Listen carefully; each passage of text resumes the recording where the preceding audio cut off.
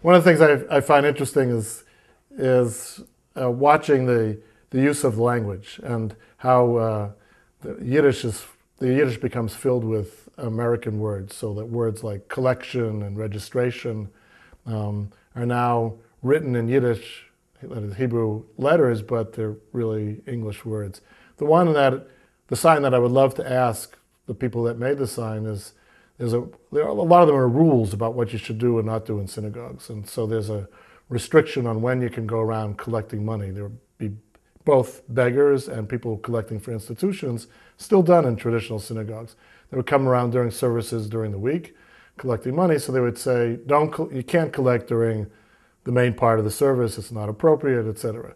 So one sign says there's Cana charity collections, that you're not allowed to collect money during their services, but collections, okay, so they didn't use the Yiddish word, but what Yiddish-speaking Jew didn't know the word tzedakah?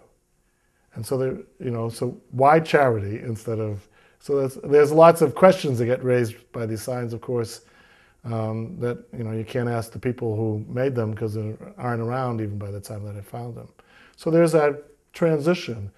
There's another interesting sign where the English is affected by the Yiddish. So the sign is for a Hebrew school from the Bronx, from a synagogue that closed in the Bronx, and it's send your children in our Hebrew school.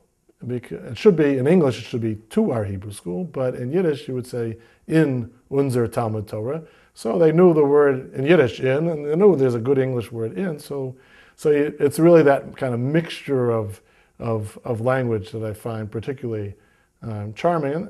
And in some ways that's part of what attracted me to the signs, is that there's something charming about them, and they reflect a folk culture. These aren't, even though there are only a few of them that were made by hand, but they really, they're done for the moment, for the time period, and they reflect both the rules of the time and this process of acculturation and assimilation.